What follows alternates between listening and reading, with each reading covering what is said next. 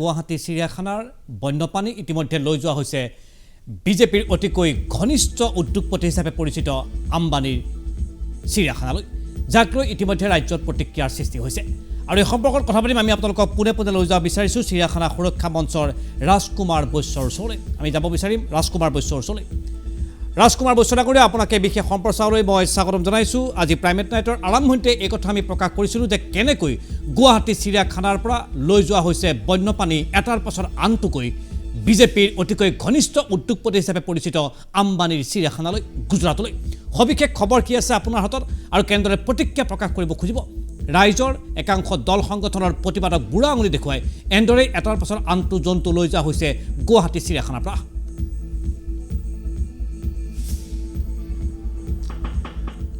এতিয়া আজিৰ তাৰিখত আমি যদি এটা কথা স্পষ্টভাৱে ক'ব বিচাৰোঁ যে গুৱাহাটী চিৰিয়াখানাখন এতিয়া জন্তুৰ চোৰাং বেহাত পৰিণত হৈছে। আম্বানীয়ে অসম তথা উত্তৰ পূবৰ দুষ্প্ৰাপ্য জন্তুবিলাকৰ বেপাৰ আৰম্ভ কৰিছে আৰু এতিয়া বিনিময়ৰ নামত সকলোবোৰ জন্তু আম্বানী চিৰিয়াখানালৈ পঠাই দিয়া হৈছে। যোৱা 2019 চনৰ পৰা আজিলৈকে চিৰিয়াখানাত প্ৰায় 1100 জন্তু বিনিময়ৰ নামত পঠিয়াই দিয়া হৈছে, কিন্তু আজিলৈ মাত্ৰ 20টামান জন্তু আহিছে। এইটো RTI তথ্য।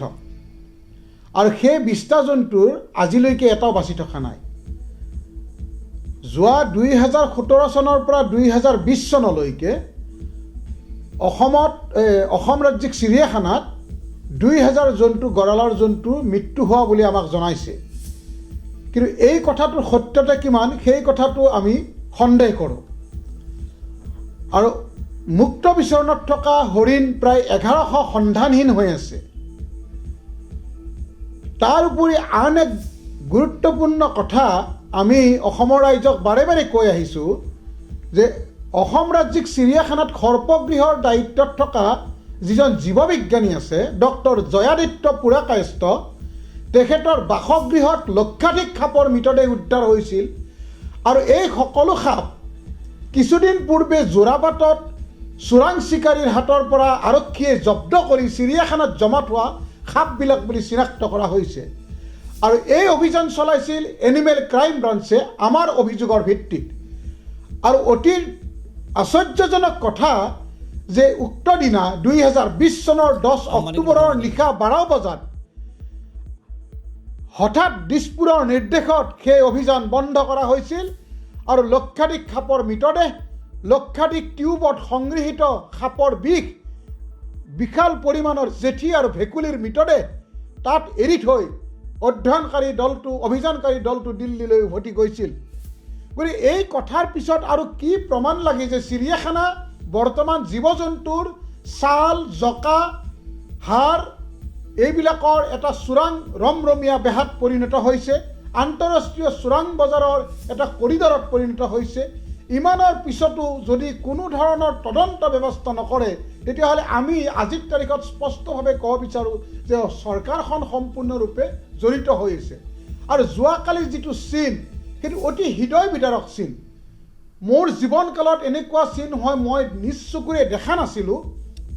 আমি প্ৰতিবাদ কৰি থাকোঁ যেতিয়া 6খন গাড়ীৰ কনভয় এটা আমাৰ বুকুৰ মাজে গাড়ী চলাই নিয়াৰ দৰে লৈ গৈছে, আমি বাধা দি ৰাখিব নোৱাৰিলোঁ। তাত জন্তু ভৰ্তি কৰি লৈ গৈছে। যোৱাকালি দুপৰীয়া 12 বজাত আমি গম পাইছোঁ যে এটা ব্লেক পেন্থাৰ ট্ৰেংকুলাইজ কৰোঁতে অভাৰড'জ হ'ল আৰু সেইটো মৃত্যু হ'ল। তাৰ কাৰণ আমি জানিব বিচৰাত সেই কথাটোৰ কোনো উত্তৰ নাপালোঁ। এতিয়া প্ৰশ্ন হৈছে ট্ৰেংকুলাইজ কিয় কৰা হ'ল ব্লেক পেন্থাৰটো? নে ব্লেক পেন্থাৰ তাত নিয়া হৈছে আৰু বহু জন্তু ট্ৰেংকুলাইজ কৰি নিয়া হৈছে যাতে কোনো ধৰণৰ শব্দ ইয়াতে উচ্চাৰণ নহয় গুৱাহাটী পাৰ হোৱালৈকে। গতিকে তেওঁলোকে যিখিনি তথ্য আমাক দিছে সকলোবোৰ ভুল তথ্য। এতিয়া আমি স্পষ্টভাৱে এই কথাটো কৈছোঁ আৰু আমি 9টা প্ৰজাতিৰ বিভিন্ন পৰিমাণৰ বান্দৰ, প্ৰায় 20টামান বান্দৰ আছে, 9টা প্ৰজাতিৰ, আৰু 8শিঙীয়া হৰিণ আছে আৰু গড়ৰ পোৱালি 2টা আছে। এতিয়া তেওঁলোকে আমাক কৈছে চেণ্ট্ৰেল জু অথৰিটিৰ নিৰ্দেশত নিয়ে বুলি। এই কথাটো আমি কেতিয়াও বিশ্বাস নকৰোঁ। এখন কাগজ দেখুৱাইছে, সেই কাগজখন তেওঁলোকে জাল জোৱা চুৰি কৰি প্ৰস্তুত কৰি লৈছে, তৈয়াৰ কৰি লৈছে। সেইখন কেতিয়াও চেণ্ট্ৰেল জু অথৰিটিৰ হ'ব নোৱাৰে, কাৰণ চেণ্ট্ৰেল জু অথৰিটিৰ স্পষ্ট গাইডলাইন আছে যে নিশাৰ আন্ধাৰত কোনো বন্যপ্ৰাণী আদান প্ৰদানৰ কাৰণে নিব নোৱাৰে, আৰু যদি দুয়োখন চিৰিয়াখানা গভৰ্ণমেণ্ট চিৰিয়াখানাৰ মাজতহে আদান প্ৰদান হ'ব পাৰে। যিহেতু আম্বানীৰ চিৰিয়াখানাখন ব্যক্তিগত পৰ্যায়ৰ চিৰিয়াখানা, গতিকে তাত আদান প্ৰদানৰ কোনো প্ৰশ্নই উঠিব নোৱাৰে, আৰু মতা মাইকী একেলগে জোৰা লগাই আদান প্ৰদান কৰিব নোৱাৰে। যোৱাকালিও যিটো দেখা গৈছে যে গড়ৰ পোৱালি দুটা, এটা মতা এটা মাইকী, গতিকে এই ক্ষেত্ৰতো যিটো গাইডলাইন উলংঘা কৰা হৈছে। আৰু আন এটা কথা হৈছে গুৰুত্বপূৰ্ণ কথা, যে যেতিয়া আদান প্ৰদানৰ কথা আহে তেতিয়া চিৰিয়াখানাত জন্ম হোৱা বন্যপ্ৰাণীৰ ক্ষেত্ৰতহে এই কথাটো প্ৰযোজ্য হ'ব, কিন্তু চোৰাং চিকাৰীৰ হাতৰ পৰা জব্দ কৰা, বিভিন্ন ঠাইত ৰেস্কিউ কৰা এই জন্তুবিলাকক যেতিয়া চিৰিয়াখানাত জমা থোৱা হয়, সেইবিলাক আদান প্ৰদানৰ কাৰণে কেতিয়াও পঠাব নোৱাৰে। এনেধৰণৰ বিস্ফোৰক অসংখ্য অভিযোগেৰে যোৱা 2017 চনৰ পৰা আজি পৰ্যন্ত আমি টেটু ফালি চিঞৰি আছোঁ, কিন্তু এই কথাবোৰ অৰণ্য ৰোদন হৈছে। এই কাৰণে হৈছে যে প্ৰতিবাদটো আমি জোখমতে কৰিব পৰা নাই, আমাৰ প্ৰতিবাদ বহু দুৰ্বল হৈছে জনতাৰ সমৰ্থন নাই পোৱা কাৰণে, আৰু জনতা আগবাঢ়ি আহিব পৰা নাই। কিয়? নানা দুৰ্যোগত জৰ্জৰিত হৈ আছে, এসাঁজ খোৱাৰ পিছত আন এসাঁজ খাবৰ কাৰণে মানুহ চিন্তাত আছে। গতিকে এনেকুৱা এটা অৱস্থাত জনতাৰ সমৰ্থনটো স্বাভাৱিকতে আমি পোৱা নাই। গতিকে অকল চিৰিয়াখানা সুৰক্ষা মঞ্চৰ মানুহকেইটাই যিমানেই টেটু ফালি চিঞৰি নাথাকোঁ কিয়, আৰু যোৱাকালি আন এক চূড়ান্ত অসম্ভালি তাত ঘটিছে।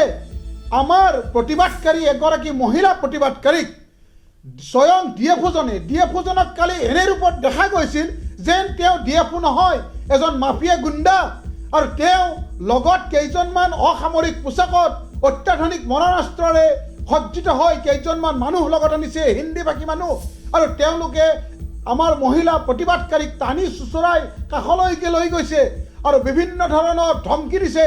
যদি গাড়ীৰ আগৰ পৰা গুচি নাযায় তেতিয়াহ'লে গাড়ী ওপৰেৰে উঠাই নিব, এইটো চৰকাৰী নিৰ্দেশ, চৰকাৰী কামত বাধা দিলে তাৰ পৰিণাম ভয়াৱহ হ'ব।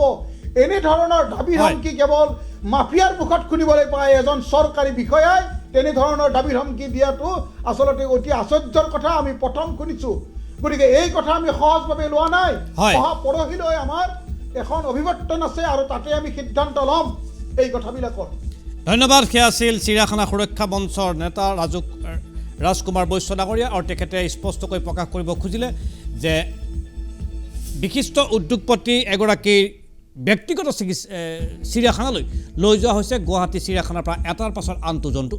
আম্বানী প্ৰীতিৰ ইয়াতকৈ আৰু বিশেষ নমুনা আন প্ৰকাশ কৰিব নালাগে বুলিও স্পষ্টকৈ প্ৰকাশ কৰিলে ৰাজকুমাৰ বৈশ্যই।